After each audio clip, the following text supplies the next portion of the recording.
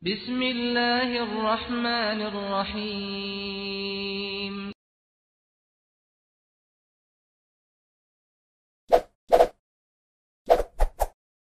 Subscribe, like, and share. Alhamdulillah wa syukrulillah wa la hawla wa la quwwata illa billah.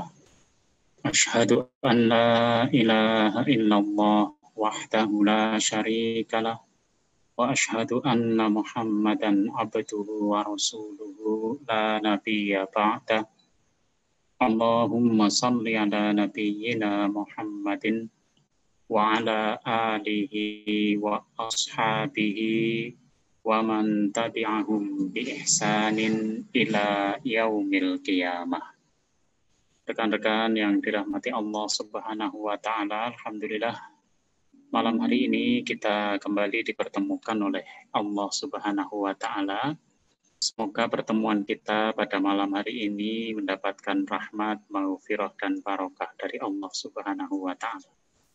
Salawat dan salam kita haturkan kepada junjungan kita Nabiullah Muhammad sallallahu alaihi wasallam, kepada para keluarga, para sahabat dan para pengikut beliau ila yaumil qiyamah. Semoga suara saya diterima dengan baik. Malam hari ini kita lanjutkan materi kita, yaitu tentang ijma'. Ya. Ijma' sebagai dalil hukum fikih. Nanti tentang ijma' saya sampaikan yang paling belakang. Tetapi kita lihat dulu, kita ulangi materi kita yang kemarin, yaitu sumber hukum ketiga adalah ijtihad. Dalilnya adalah bahwa Rasulullah SAW ketika akan mengutus Mu'adz bin Jabal ke Yaman, maka beliau bersabda,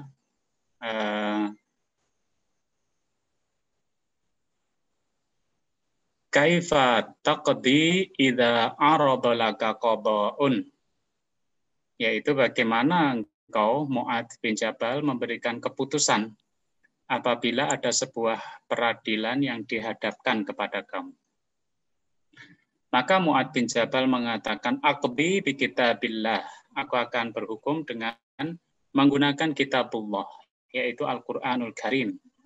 Kemudian Rasulullah SAW bertanya, fa'il lam tajid fi kitabillah, bagaimana jika tidak kamu temukan di dalam kitab Allah? Maka Mu'adz bin Jabal mengatakan, fa bi sunnati Rasulillah sallallahu alaihi wasallam, maka saya akan memutuskan menggunakan sunnah Rasulullah sallallahu alaihi wasallam. Nah, dua ini adalah sumber hukum di dalam Islam, yaitu Al-Qur'anul Karim dan sunnah Rasulullah sallallahu alaihi wasallam. Kemudian Rasulullah sallallahu alaihi wasallam bertanya lagi, ya, fa illam yajid fi sunnati Rasulillah sallallahu alaihi wasallam, bagaimana jika itu tidak kamu temukan di dalam sunnah Rasulullah sallallahu alaihi wasallam, wala fi kitabillah, dan juga tidak subhanahu wa ta'ala. Maka Mu'adz bin Jabal mengatakan, ajtahidu ra'yi, saya akan berijtihad menggunakan akal saya, pendapat saya. Wala alu, dan saya tidak akan berlebihan, tidak akan mengurangi. Maka Rasulullah sallallahu alaihi wasallam menepuk dada Mu'adz bin Jabal dan mengatakan, alhamdulillah alladzi waffaqa rasulillahi lima yurdi Rasulullah. Segala puji bagi Allah yang telah memberi petunjuk kepada utusan Rasulullah sallallahu alaihi wasallam terhadap apa yang membuat ridho Rasulullah. Nah, jadi sumber hukum yang ketiga adalah ijtihad. Ya, ijtihad. Maka kita lihat definisi, ya, sumber hukum dalam Islam adalah pertama Al-Qur'an, kedua adalah sunnah Nabi sallallahu alaihi wasallam, yang ketiga adalah ijtihad. Yang ijtihad itu nanti ada ijma', ada qiyas. Ya. Makna ijtihad. Nah, ini sumber hukum Islam yang ketiga. Ya, menurut Imam Asy-Syaukani, dia mengatakan Badrul was'i fi nailil hukmi asyar'i al-amali bitariqil istinbat, yaitu mengerahkan seluruh kemampuan di dalam menemukan hukum syar'i yang bersifat amaliyah dengan menempuh jalan istinbat, yaitu menggali dalil. Nah, gitu ya. Jadi mengerahkan seluruh kemampuan dalam menemukan atau menggali hukum syar'i yang bersifat amaliyah, praktis ya, bersifat praktek dengan jalan istinbat. Kalau ada yang bertanya, istinbat itu apa? Istinbat itu adalah mengeluarkan hukum-hukum fikih dari Al-Quran dan Sunnah melalui kerangka teori yang dipakai oleh ulama usul. Nah, itu metode istinbat. Jadi, ijtihad itu seseorang mengeluarkan seluruh potensinya untuk menemukan hukum-hukum syara'. Hukum syara' itu apa?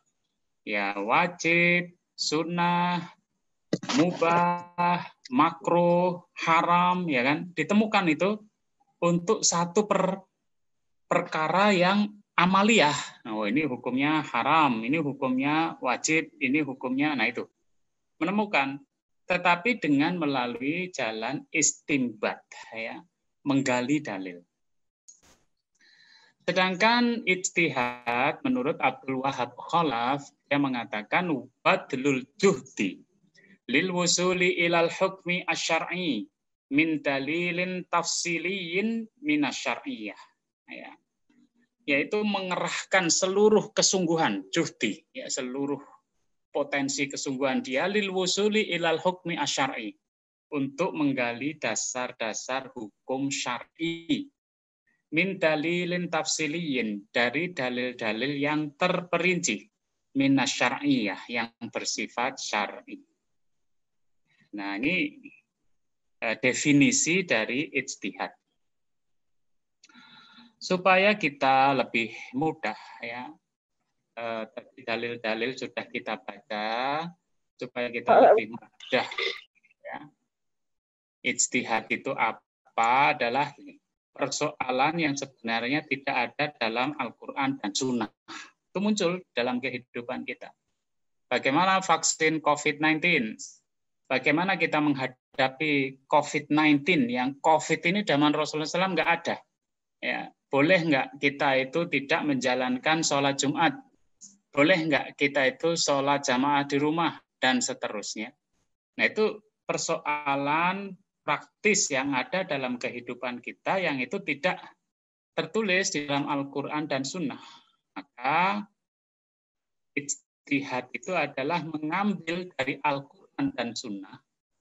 Maknanya adalah dengan ulumul Quran dan ulumul hadis. Jadi Al-Quran Sunnah itu tidak hanya tulisan tekstual Al-Quran dan tulisan tekstual hadis, tetapi oleh orang ijtihad itu, seorang mujtahid mempunyai kapasitas ulumul Quran seperti yang kemarin kita bahas.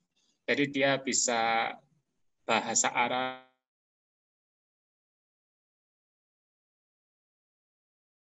asbabun nuzulnya, dia mengetahui ilmu nasikh mansukhnya, dia mengetahui apa al-aqsam fil Quran dan lain-lain. Demikian pula sunnah, ya, itu ya harus menguasai ulumul hadis, ya. Atau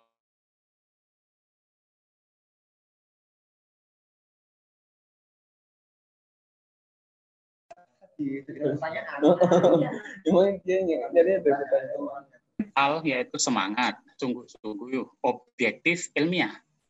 Ya, nah, jadi seorang mujtahid itu ya harus objektif ilmiah. Nah, kemudian digodok oleh dia dengan ilmu usul fikih dan qawaidul fikih, ya. Dan kemudian keluar menjadi hukum-hukum syar'i, ya. Wajib, mandub, mubah, makruh, haram. Nah, gitu. ya menjadi hukum-hukum syar'i. Ya. Bagaimanakah hukumnya vaksin itu? Keluarlah dia suci dan halal menurut MUI, ya kan? Kemudian efikasinya 63,5% menurut BPOM. Nah, itu keluarlah itu ya. Ya. Sehingga mubah boleh untuk dipakai vaksin bagi masyarakat Indonesia, ya, yaitu vaksin Sinovac yang dibeli dari Cina. Ya, dan seterusnya. Itu salah satu contoh. Orang yang berijtihad disebut sebagai mujtahid. Ya. Nah, sehingga syarat mujtahid itu tentu saja satu mempunyai syarat keilmuan, yaitu ulumul Quran, ulumul hadis, usul fikih, qawaidul fikih. Itu harus punya. Ya. Kalau dia tidak punya itu, bagaimana dia bisa berijtihad? Seseorang mau dia mengkaji sebuah karya sastra berbahasa Inggris. Nah, dia dari situ mau mengkaji dan kemudian menelurkan penilaian. Yang jadi masalah adalah dia tidak bisa berbahasa Inggris. Ulumul Inggrisnya nggak ada. Nah, itu berarti dia tidak memenuhi syarat untuk mengkaji, menelaah karya sastra berbahasa Inggris. Nah, jadi sudah logis, sebenarnya dalilnya sudah kita sampaikan kemarin. Tetapi beberapa orang-orang dari yang aliran liberal, mereka yang aliran fobi terhadap Islam, Islamofobia itu seringkali menggugat ya. Itu kan nggak terdapat dalam hadis, dalam Al-Quran. Sebenarnya ada. Ya kan? Nah, tapi tidak ditulis dalam Al-Quran syarat mujtahid. Enggak. Cuman seseorang itu ketika ingin mengkaji Al-Quran dan mempelajari ilmunya, dia harus mengerti ulumul Quran. Ya. Kalau enggak mungkin dia bisa kemudian mengeluarkan pendapatnya karena enggak mengerti apa yang ada di dalam Al-Quran. Demikian pula apa yang ada dalam hadis.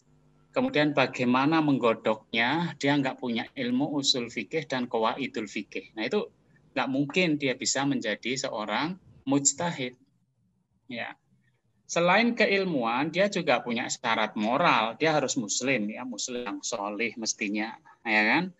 Balik, berakal, mukallaf, ya, adil. Ya, dari situlah muncul orang yang sungguh-sungguh, orang yang objektif, orang yang ilmiah, ya, orang semangat untuk mengeluarkan hukum. Ya.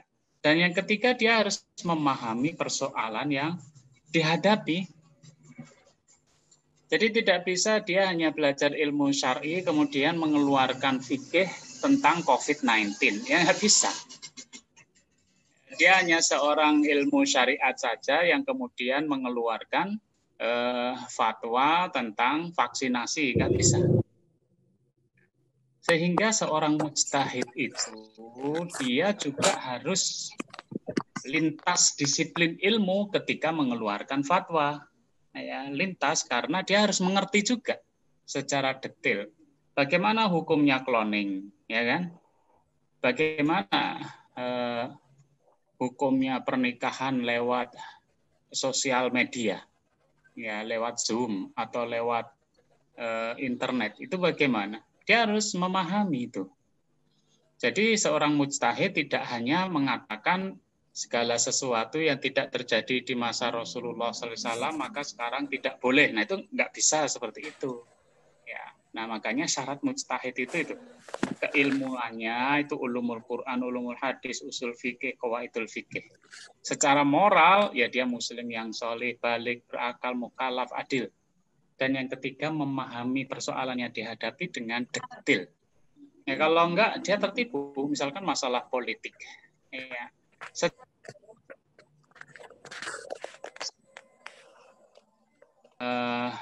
hijrah keluar dari kampung halamannya, seperti Rasulullah SAW meninggalkan Makkah Al-Mukarramah hijrah.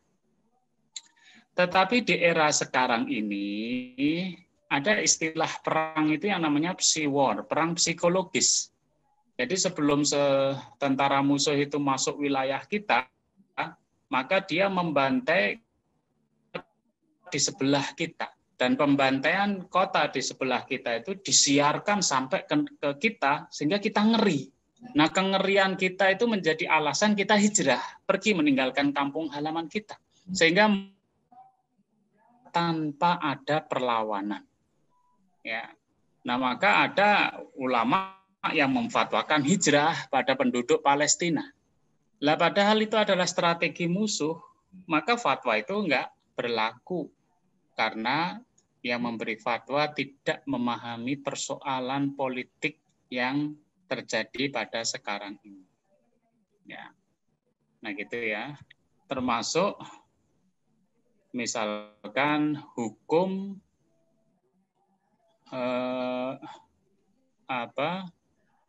zakat untuk PNS, ya, yang itu zakat profesi. Ada yang menolak zakat profesi, ya. Ada yang menolak, ya, alasannya karena tidak ada di zaman Rasulullah SAW. Ya, padahal dia adalah orang yang punya gaji, yang gajinya biasa dipakai foya-foya. Orang yang foya-foya aja nggak keluarkan zakat, sementara petani, ya, yang miskin dia harus mengeluarkan zakat. Nah, maka para mujtahid merumuskan ada zakat profesi, ya. Nah, seperti itu mujtahid, ya. Maka kalau seorang mujtahid mempunyai kapasitas seperti ini, ada syarat keilmuan, syarat moral, memahami persoalan yang dihadapi, maka dia mujtahid yang sesungguhnya.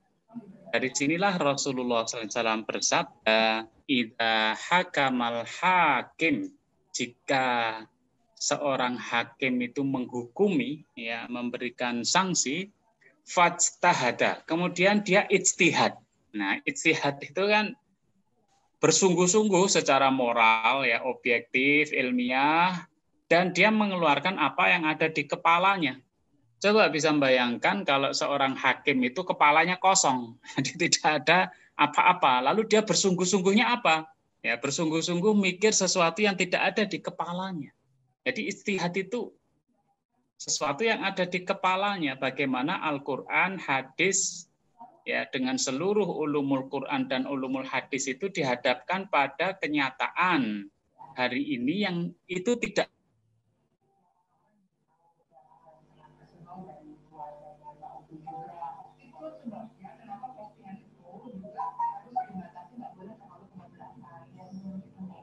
kemudian dia berijtihad, summa asoba, kemudian dia benar, falahu ajroni, maka baginya mendapat 2 pahala.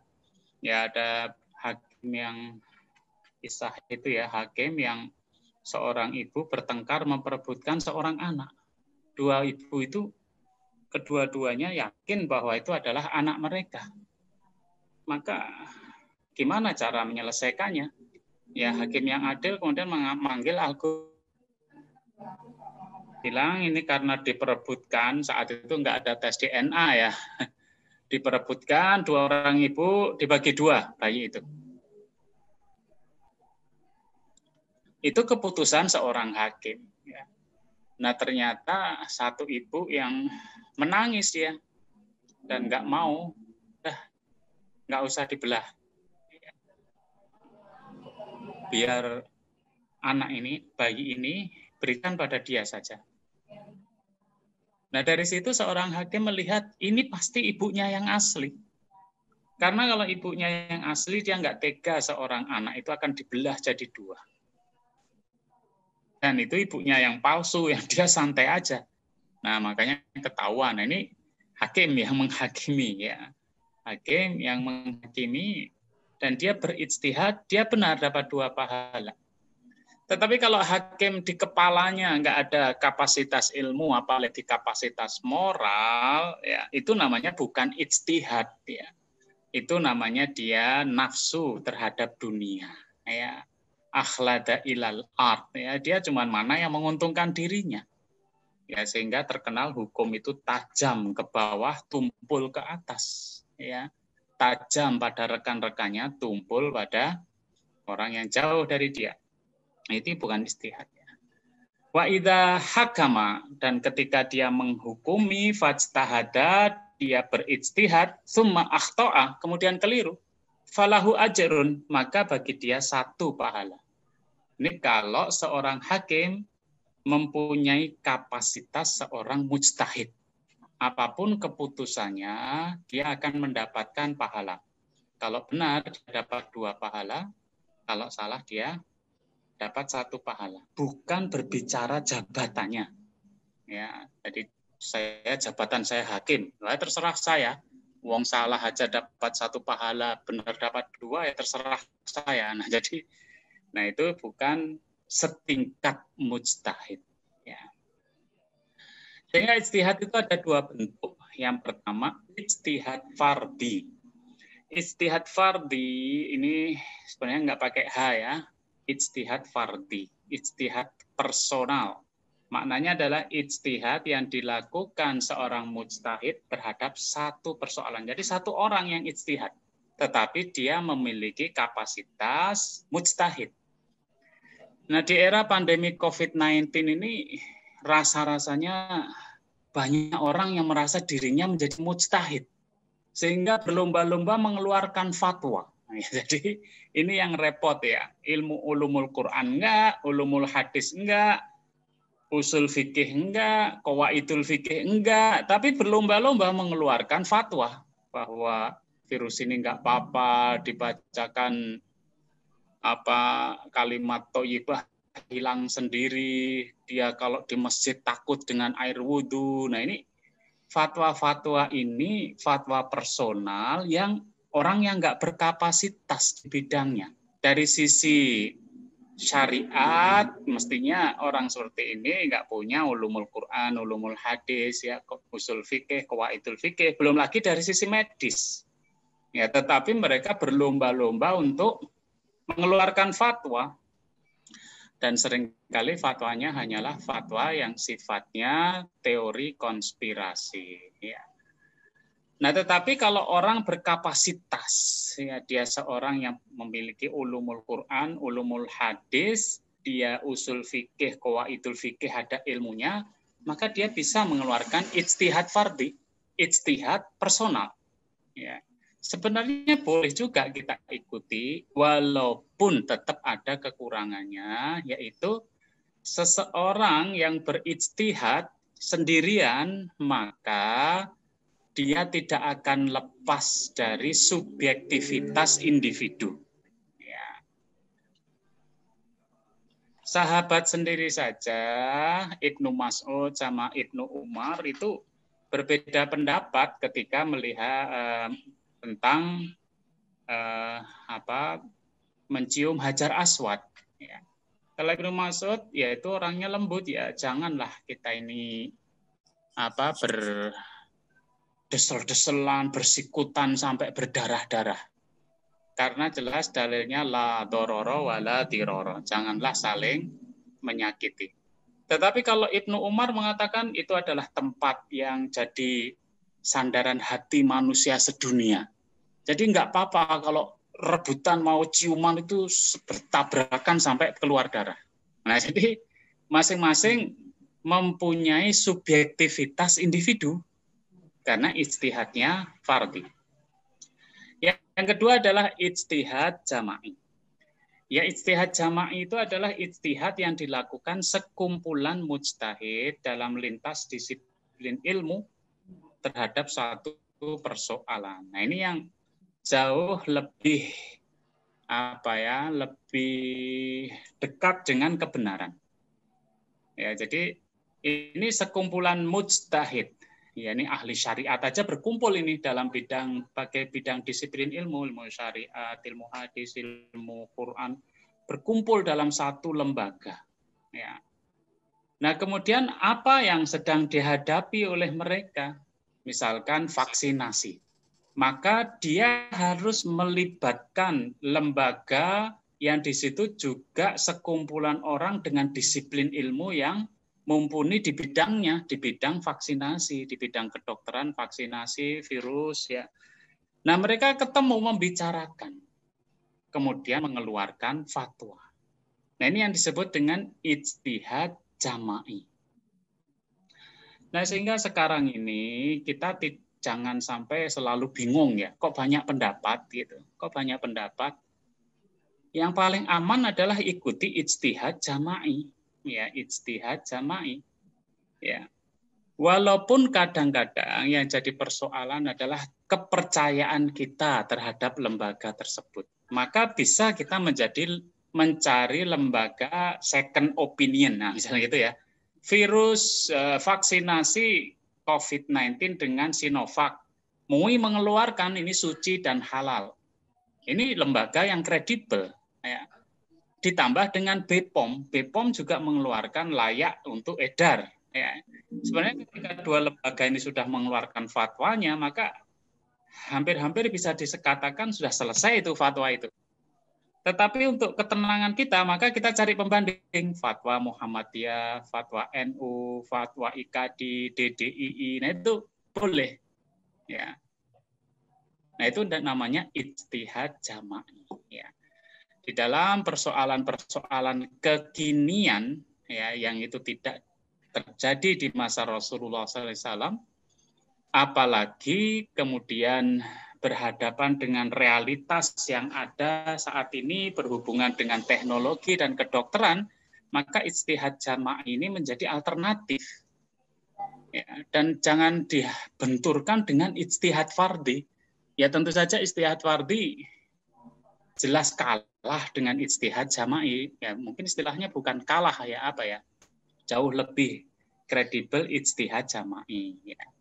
Apalagi ijtihad fardhi yang dilakukan orang yang tidak berkapasitas di bidangnya. Nah, jadi ya kan, nah, itu sudah jelas-jelas ya dianggap hiburan ya kalau dia mengeluarkan fatwa. Sedangkan jumhur ulama, jumhur itu artinya mayoritas, sehingga makna jumhur ulama adalah mayoritas ulama. Rasulullah SAW bersabda, Inna ummati la tajtami'u ala dhalalatin. Sesungguhnya umatku ini tidak mungkin berkumpul bersepakat atas kesesatan. Ini jaminan dari Rasulullah SAW. Artinya umatnya Rasulullah SAW itu mempunyai karakteristik sebagai umatnya Rasulullah SAW. Kalau mereka berkumpul, Rasulullah SAW menjamin mereka nggak akan bersepakat atas kesesatan. Kalau sendiri mungkin iya, tapi kalau berkumpul nggak berani mereka. Nah itu jaminan dari Rasulullah SAW.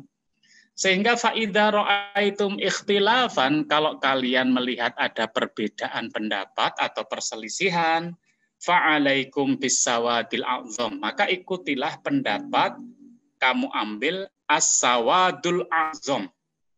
Nah gitu ya. Kan sering terjadi kita berbeda pendapat, misalkan awal Ramadan, nah itu kan, awal Ramadan, banyak berbeda pendapat, ya kalau lihat perselisihan gitu ambil aja dari Sawadul A'zam. Akhir Ramadan ambil dari Sawadul A'zam. Ya. Siapakah Sawadul A'zam itu? Ya. Sawadul A'zam itu adalah bil jamaah al-kasirah, yaitu jamaah yang mayoritas, jamaah yang banyak. Atau kalau ulama disebut dengan jumhur ulama. Ya. Fa inna ittifaqahum aqrabu ilal ijma, karena kesepakatan mereka itu lebih mendekati kepada ijma, ya, yang menjadi sumber hukum di dalam Islam. Nah, kita ambil dari mayoritas ulama. Ada juga sahabat atau teman kita yang mereka mengatakan definisi umat itu adalah satu orang tetapi dalam kebenaran. Nah, gitu kan? Dan dia menambahkan kalau kalian mengikuti mayoritas manusia, mereka akan mengajak kalian dalam kesesatan. Nah, dua dalil ini dia pakai untuk ingin mengatakan saya adalah kebenaran, gitu. Ya, cukuplah satu orang kalau itu dalam kebenaran itu adalah umat, ya kan? Kalau kalian mengikuti mayoritas manusia, kalian akan tersesat. Nah, itu orang itu menggiring opini kita untuk mengatakan Anda adalah satu orang yang benar. Ya. Padahal dalam Islam, ingat, ya, tidak hanya Anda saja yang berilmu dan dalam kebenaran, ada orang lain juga. Kalau orang lain itu berkumpul dalam satu jumlah yang besar, itulah yang disebut dengan jumhur ulama, mayoritas ulama. Ya, bukan mayoritas orang di diskotik, bukan mayoritas orang di lapangan, bukan. Ini mayoritas ulama yang berkumpul, ini jumhur. Nah, ini yang kita ikuti.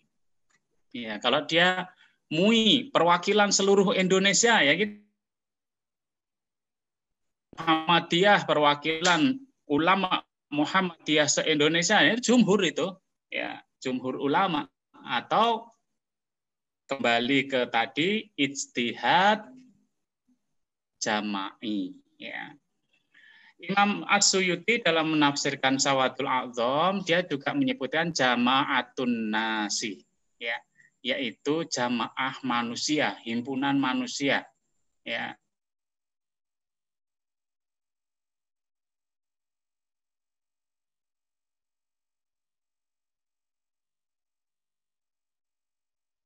Al-mustaqim, ya, yang mereka itu bersepakat atas jalan yang lurus. Ini masih banyak kumpulan, jadi tidak mengatakan saya ini yang benar satu orang ini.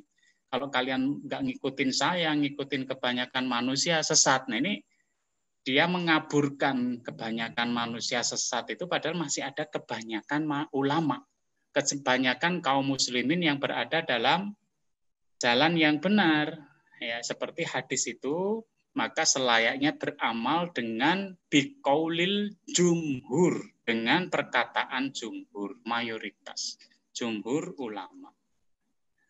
Al-Munawi juga fa'alikum bisawadil a'zam, ya, hendaklah kalian mengikuti sawadul a'zam, yaitu ahlul islamin, ahlul islam, yaitu orang-orang muslim, ya, mayoritas orang muslim, ai al-luzumu muttabi'atun jamahiril muslimin, ya, yaitu mengikuti wajib, yaitu sesuatu yang wajib, wal fardu, ya, as-sabit, ya, sesuatu kebenaran yang wajib dan kewajiban yang pasti. Wah, itu gitu, ya. Ya, alladzi la yajuzu khilaf, ya, yang tidak boleh kita berbeda, menyeberanginya atau menselisihinya, ya. Faman khalafa mata mitatan jahiliyah. Barang siapa yang berbeda, menyalahi, dia matinya jahiliyah. Nah, jadi kita ngikutin jumhur ulama, pendapat mayoritas ulama, karena semua itu sesuai dengan sabda Nabi sallallahu alaihi wasallam, isnani khairun min wahidin. Dua orang itu lebih baik dari satu orang. Wasalasun khairun min isnain. Tiga orang lebih baik dari dua orang. Wa arba'atun khairun min salasatin. 4 orang lebih baik daripada 3 orang. Ya, fa'alaikum bil jamaah, hendaklah kamu dengan jamaah mayoritas. Fa innallaha azza wa jalla lan yajma'a ummati. Karena sebenarnya Allah tidak akan menghimpun umatku itu, menyatukan umatku itu illa ala hudan, kecuali di atas petunjuk. Musnad Ahmad, ya. Ya. Sehingga kalau ada dapat mujtahid itu ambil kumpulan para mujtahid. Bukan personal, ya.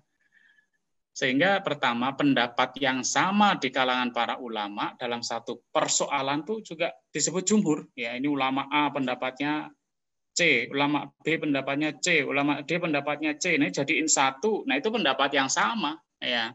Mayoritas berpendapat sama. Atau memang ulama itu berkumpul dan bersepakat dalam satu persoalan. Ya, apakah itu dalam komunitas resmi seperti MUI, ya, ataukah komunitas yang lain yang mereka bersatu berkumpul dalam satu persoalan mengeluarkan fatwa. Ya. Sedangkan ijma, ya, ini yang terakhir, ya, Ijma' itu adalah ittifaqul mujtahidin. Ya, adalah kesepakatan seluruh ulama mujtahid. Min ummati Muhammadin, ya dari umatnya Muhammad fi asrin minal usuri ba'da wafatihi. Di suatu masa dari masa-masa itu setelah wafatnya Rasulullah SAW. Ya, bersepakat tentang apa? Ala hukmi syar'i, terhadap hukum syar'i ijtihadi yang sifatnya ijtihadi, yaitu ijma'. Jadi ijma' itu mujtahid-mujtahid yang pinter-pinter tadi itu berkumpul semuanya. Ya, tetapi mereka adalah umat setelah wafatnya Rasulullah SAW. Ya, terhadap persoalan-persoalan yang ijtihadi. Maka definisi ijma' itu adalah kesepakatan seluruh mujtahid. Dua permasalahan itu tidak terdapat dalam Al-Quran dan Sunnah terjadi pada masa, misalkan di masa sahabat, ya di masa sahabat Nabi Rasulullah SAW sudah wafat, maka dikumpulkanlah Al-Quran itu. Ya, jadi yang mengumpulkan Al-Quran itu pertama adalah Abu Bakar atas idenya Umar Ibnul Khattab. Ya, yang berupa tulisan-tulisan berada dalam daun lontar, dalam batu, atau di tempat lain, kumpulkan jadi satu. Nah, dikumpulkannya itu kemudian dicocokkan dengan hafalan para sahabat. Maka sejak awal Al-Quran itu sudah terkumpul, dan ini memang nggak terdapat dalam Al-Quran dan Sunnah. Ya. Nah, kemudian distandarisasi di zamannya Utsman bin Affan, ya, karena sahabat-sahabat atau mereka yang membaca Quran saat itu mempunyai dialek yang berbeda-beda dan masing-masing menganggap dialek orang lain itu lucu, ya. Itu kalau dalam bahasa pergaulan tidak ada masalah, tapi kalau untuk kitab suci bisa jadi masalah, maka distandarisasi standar bahasa Quraisy. Maka ada mushaf Utsmani. Ya, ada mushaf Utsmani. Nanti penulisannya pun juga disempurnakan. Kemudian ada bahasa Arabnya. Ya, siapa yang menjaga Al-Quran dengan bahasa Arab? Ya, di masanya Sayyidina Ali yang terkenal adalah Abul Aswad Ad-Duwali yang diperintahkan untuk membuat nahwu yang menjaga bahasa Arab Quran. Ya, ini terjadi di masa sahabat itu. Ya, itu ijma' disepakati oleh seluruhnya. Ijma' dipandang tidak sah jika ada yang tidak menyetujui, hanya ada seorang mujtahid, tidak ada kebulatan yang nyata dan sudah jelas terdapat dalam Al-Quran. Nah, itu makanya ijma' itu berat. Ya, ijma' itu seringkali adalah hal-hal yang memang sudah menjadi aksioma di dalam Islam. Itu jadi ijma'. Hal-hal lain itu susah. Dan ijma' itu yang disepakati tiga ini. Ijma' para sahabat, ijma' para tabi'in, ijma' para tabi'ut tabi'in. Sahabat adalah orang yang hidup di masa Rasulullah SAW, ketemu dengan Rasulullah SAW, membenarkan Rasulullah SAW, mengikuti ajarannya, ya, dan mereka wafat juga dalam keadaan Muslim. Tabi'in adalah muridnya sahabat. Mereka bertemu dengan sahabat, berguru pada sahabat, ya. Sedangkan tabi'ut tabi'in adalah orang yang berguru pada tabi'in. Jadi, nah, sampai di sini ulama menyebutkan inilah ada ijma' di sini, kesepakatan. Ada kesepakatan. Sedang yang keempat, ijma' ulama sebagian menolak karena saat ini beberapa persoalan tidak semua ulama sepakat. Ulama Arab Saudi sepakat, belum tentu ulama Indonesia sepakat, belum tentu ulama tempat lain sepakat. Nah, ini tidak bisa kemudian menjadi ijma'. Ya. Cara menemukan ijma', mencari teks nukilan dari para ulama yang menyatakan bahwa ijma' terdapat dalam masalah ini dan itu, atau yang semacamnya. Itu bisa didapat dalam buku-buku berikut. Menelaah buku yang menghimpun masalah ijma' ataupun masalah khilaf atau perselisihan seperti Al-Ijma' karya Imam Ibnul Munzir atau Maratibul Ijma' karya Imam Ibnu Hazm. Yang B, menelaah buku-buku fikih yang menghimpun pendapat-pendapat lintas mazhab. Biasanya akan disebutkan dalam permasalahan ini para ulama bersepakat bahwa hukumnya begini. Atau para ulama berselisih menjadi sekian pendapat. Yang kedua, ini yang berat ya, melakukan penelitian dan pencarian sendiri guna menyimpulkan bahwa suatu masalah terdapat ijma ataukah ada perselisihan. Tetapi hal ini membutuhkan keahlian, kelengkapan referensi, dan waktu yang tidak sedikit. Nggak bisa dilakukan oleh semua orang. Nah, itu yang bisa saya sampaikan. Kurang lebihnya saya minta maaf. Assalamualaikum warahmatullahi wabarakatuh. Waalaikumsalam warahmatullahi wabarakatuh. Jazakallah khairan kepada Ustadz Andri yang telah menyampaikan materi terkait ijma, walaupun tadi diawali dengan materi tentang ijtihad itu sendiri ya, para mujtahid yang telah memberikan bersungguh-sungguh mendalami dan bersama-sama untuk menentukan sebuah hukum yang itu tidak ada dalam masa Rasulullah. Baik, kepada para jamaah dimohon untuk bisa mempersiapkan pertanyaan yang ingin bertanya terkait materi ya. Alhamdulillah Ustadz, ini ada satu pertanyaan Ustadz. Assalamualaikum Ustadz, untuk saat ini siapakah yang bisa melakukan ijtihad dan siapakah yang menentukan? Ada yang mengatakan saat pintu ijtihad sudah tertutup, apakah itu hanya untuk ibadah mahdhah? Syukron, saat ini ya maksudnya Ustaz. Jadi mungkin kondisi saat ini Ustaz. Ya, terima kasih ya. Siapakah yang bisa melakukan ijtihad? Tentunya adalah seorang mujtahid ya. Apakah sekarang ini ada orang yang berkapasitas sebagai seorang mujtahid? Tentu insya Allah masih ada ya. Walaupun kalau dia berdiri sendiri personal, maka belum lengkap ilmunya tentang syarat sebagai seorang mujtahid. Nah, makanya mujtahid zaman sekarang idealnya berkumpul, karena kadang-kadang mereka memiliki satu disiplin ilmu. Ya, ada yang ilmu bahasa Arab, ada ilmu hadis, ada ilmu Quran, ada ilmu yang lain-lain. Nah, mereka berkumpul untuk membicarakan satu masalah. Ya. Kenapa tetap ada mujtahid? Karena banyak persoalan saat ini yang itu tidak terjadi di masa Rasulullah SAW dan itu membutuhkan jawaban dari para ulama, ya, jumhur ulama. Apakah ijtihad sudah tidak diperlukan? Ada hal-hal yang sebenarnya sudah selesai oleh ulama-ulama terdahulu. Ya. Tetapi anehnya sekarang jadi perdebatan lagi, padahal kita tinggal ke perpustakaan baca kisah itu, kemudian tinggal kita merujuk saja dengan seluruh perbedaan pendapat. Misalkan isbal, nah itu perbicaraan sudah dari dulu, ya kan? Misalkan dari iktidal kemudian sujud, ya itu pembicaraan dari dulu, ya kan? Zaman sekarang ribut lah, tinggal kembali ke perpustakaan, baca di perpustakaan, kemudian silahkan menjalankan sesuai dengan keyakinannya. Udah selesai itu. Ya, makanya apakah ijtihad sudah tidak ada lagi? Ya kalau masalahnya adalah masalah yang sudah selesai, nggak perlu lagi diperdebatkan di masa sekarang, nggak usah dicari ijtihad lagi, nanti ngulang-ngulang lagi. Ya muter-muter di situ. Kecuali ditemukan masalah baru. Ya, misalkan sekarang ada bencana banjir. Ya.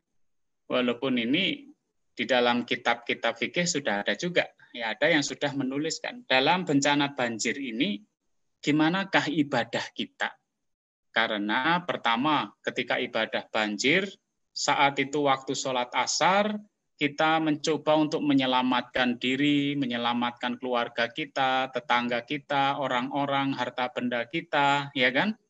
Mencari tempat yang aman. Nah itu kalau banjirnya sebelum asar, kita ribut-ribut gitu kan sampai maghrib nanti. Nah jadi terus sholat kita gimana? Nah itu kan jadi pembahasan fikih terkini. Ya, kalau kemudian semua tergenang air, ya nggak ada yang nggak tergenang. Kita sholatnya gimana? Masih pakai sujud dan duduk iftiros enggak? Kalau sujud, maka kita nggak bisa bernafas karena kita harus nyemplung ke air. Nah ini jadi pembahasan fikih terbaru yang muncul untuk menjadi semacam fatwa atau semacam apa ya semacam fatwa untuk dijalankan. Jadi dan ini butuh mujtahid ya, butuh ijtihad. Atau kalau dia bukan seorang mujtahid tinggal merujuk. Ya nanti ada namanya kias ya, tinggal merujuk ada nggak di masa Rasulullah SAW peristiwa seperti itu atau yang mirip dengan itu. Nah, sedangkan untuk peristiwa yang sama sekali nggak terjadi di masa Rasulullah SAW, maka ini butuh ya mujtahid yang menghubungkan antara dalil-dalil syara ya menjadi hukum. Ya bagaimana kita itu menghadapi teknologi semacam ini. Ya.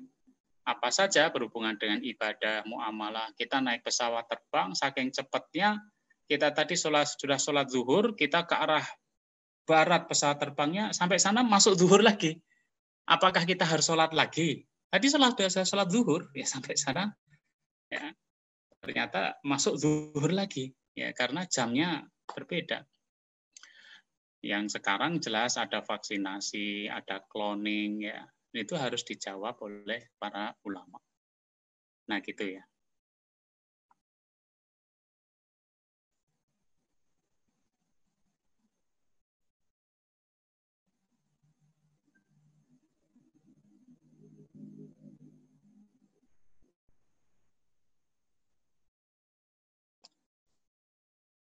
Itu masih di mute itu punyanya hostnya. Oh masih ya, mute. Afan. Syukran.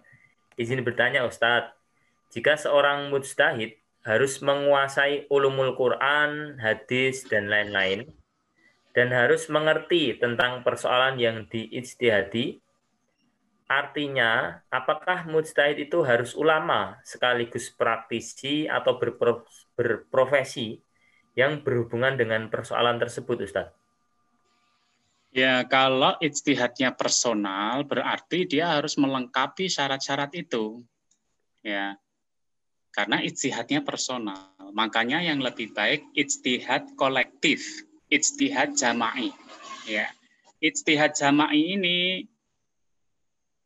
lintas disiplin ilmu, baik itu ilmu syariat ataukah ilmu umum ya atau ilmu kedokteran, teknologi yang itu bergabung di dalam satu majelis. Ya, misalkan dia bisa ulumul Quran, ulama satunya ulumul hadis, ulama satunya usul fikih, qawaid fikih, kemudian bertemu dengan dokter spesialis dalam vaksin, dalam virus. Ini ketemu. Nah, dokter inilah yang menceritakan ya secara ilmiah sebenarnya bagaimana vaksin ini dibuat. Nah, sehingga para ulama ini mendengarkan. Tidak dia harus menjadi dokter, tidak. Karena ilmu dokter lebih luas lagi kan, dia nanti nggak nyampe. Cukup dia mendengarkan satu persoalan ini. Ya, tentang imunisasi. Silahkan dokternya berbicara tentang imunisasi. Ya, bagaimana dia dibikin imunisasi itu.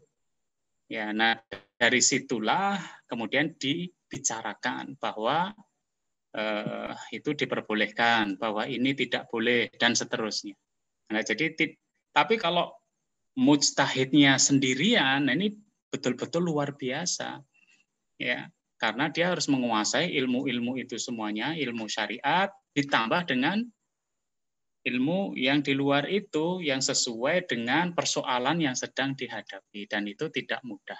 Nah gitu ya. Jadi nanti kalau ilmu tentang politik ya ulama syariat ini ketemu dengan orang-orang politik atau orang pemerintahan untuk membicarakan boleh nggak sistem pemilu seperti ini. Harusnya gitu. Boleh nggak kebijakan seperti ini. Nah ini sehingga bisa dikeluarkan hukum yang hukum itu tidak ahistoris, tidak berdiri sendiri, tidak tahu tentang asal-usulnya, enggak. Nah, demikian ya. Oh, baik ya, tadi terkait ijtihad tentang ijtihad fardi sendiri atau jama'i ya, memang lebih aman ketika jama'i karena memang persoalan itu dari berbagai jenis bidang ilmu. Baik Ustadz, ini pertanyaan terakhir ya ini ya. Ini izin bertanya Ustadz, ini nanti berhubungan. Apakah sekarang ini ada lembaga tingkat internasional yang melakukan ijma jika ada, misal ada perbedaan pendapat antara MUI dengan lembaga fatwa internasional tersebut, mana yang sebaiknya kita ikuti, Ustaz? Ya. Jadi apakah ada ya lembaga yang tingkat internasional yang melakukan ijma? Ya. Kalau lembaga internasional para ulama itu ada, ya. Contohnya ya Robitoh Ulama dan Dai se-Asia Tenggara itu ada, ya. Robitoh Alam Islami itu ada, ya. Jadi ada lembaga-lembaga yang para ulama yang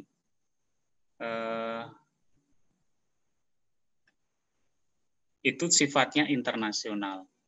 Tetapi sampai sekarang lembaga itu pun belum bisa melakukan ijma, ya. Entah nanti suatu saat ya lembaga itu akan mengeluarkan ijma. Ya. Kemudian jika ada, misal ada perbedaan pendapat antara MUI dengan lembaga fatwa internasional tersebut, mana yang sebaiknya kita ikuti. Ya.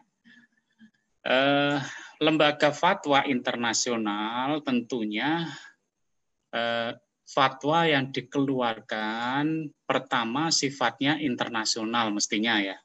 Sifatnya adalah internasional. Kalau MUI itu sifatnya nasional. Nah, ini sifatnya internasional, sifatnya nasional. Kalau lembaga ini, fatwa internasional ini berbeda dengan MUI, misalkan lembaga internasional menyebutkan vaksin A ini bermasalah karena tidak suci dan tidak halal, nah misalkan gitu.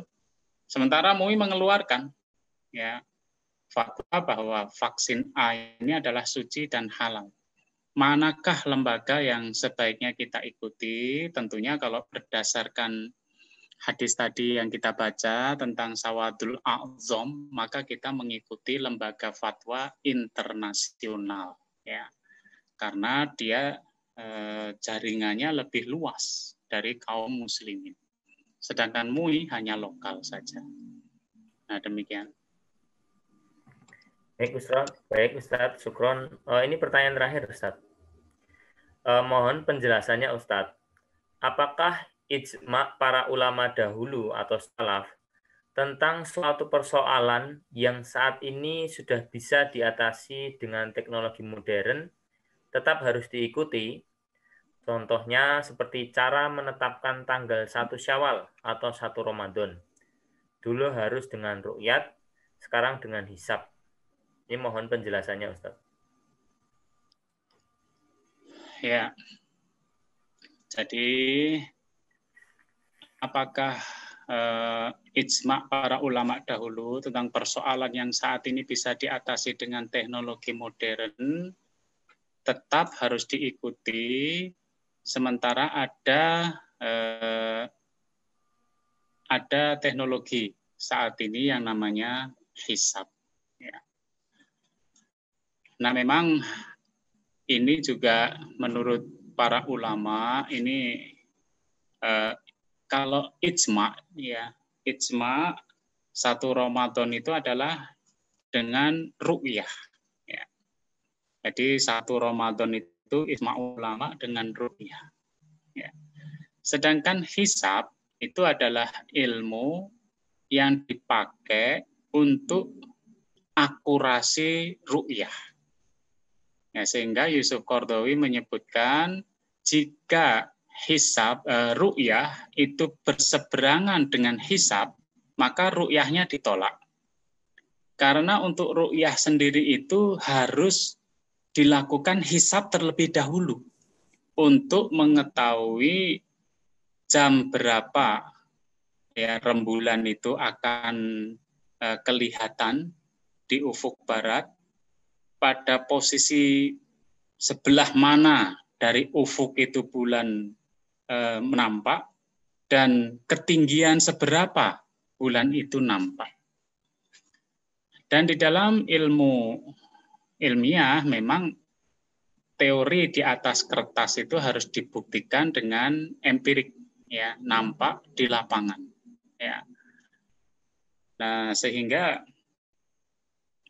menetapkan 1 Syawal dengan ru'yah, ya, itu sebenarnya hisab hakiki itu nanti tidak akan berseberangan dengan ru'yah. Ya, hisab hakiki itu tidak akan berseberangan dengan ru'yah. Karena ru'yah itu adalah standar yang dipakai oleh Islam, oleh Rasulullah SAW, bahwa rembulan awal bulan itu harus bisa dilihat. Nah, tinggal teknologinya yang menyesuaikan dengan variabel itu, ya, yaitu ketinggian rembulan berapakah yang itu bisa dilihat. Nah, gitu, sehingga ini sebenarnya di Kemenak sudah itu mempertemukan antara ru'yah dengan hisab, dan LAPAN juga membuat buku yang namanya ru'yah dengan teknologi. Tetapi jangan sampai teknologi ini mengabaikan variabel yang disebut oleh Rasulullah SAW. Artinya ini bulan nggak bisa dilihat, tapi tetap kita masuk bulan baru. Nah, ini sebenarnya kan berhadap-hadapan dengan ru'yah yang disebutkan oleh Rasulullah SAW. Ya, jadi insya Allah ru'yah hisab yang benar itu tidak bertabrakan dengan ru'yah. Ya. Tetapi tetap, ya, ijma' para ulama dahulu, kalau dihadapkan dengan teknologi sekarang, ya, nah itu membutuhkan ijtihad. Apakah kemudian ijma' itu tetap diikuti? Nah, dilihat teknologi sekarangnya bagaimana. Ya, kalau yang dicontohkan adalah hisab dan ru'yah, insya Allah hisab yang hakiki itu selaras dengan ru'yah. Karena syaratnya rembulan itu harus bisa dilihat, sehingga ada syarat minimal ketinggian rembulan. Nah, syarat minimal ketinggian inilah yang harus disepakati oleh para pakar, bahwa bulan itu bisa dilihat dengan ketinggian seberapa. Nah, gitu ya. Baik, Ustadz, semoga bisa terjawab nggih para jamaah ya. Nah, terima kasih jazakallahu khairan, diaturkan terima kasih kepada Ustadz Endri Nugroho yang telah memberikan materi, menyampaikan materi tentang ijtihad dan juga ijma'. Baik, mengingat waktu sudah pukul 9 lebih, marilah kita akhiri dengan bacaan hamdalah dan doa penutup kafaratul majelis. Alhamdulillahirabbil alamin. Baik, jazakumullah khairan katsiran. Semoga Allah tetap memberikan perlindungan, kekuatan dan juga kesehatan kepada kita. Di mana pandemi ini semakin lama semakin bervariasi ya, bermutasi. Semoga Allah tetap memberikan perlindungan kepada kita. Baik, marilah kita akhiri. Terima kasih, banyak salahnya saya mohon maaf. Diingatkan kembali lagi kepada para jamaah yang belum presensi bisa presensi nggih. Terima kasih. Wassalamualaikum warahmatullahi wabarakatuh.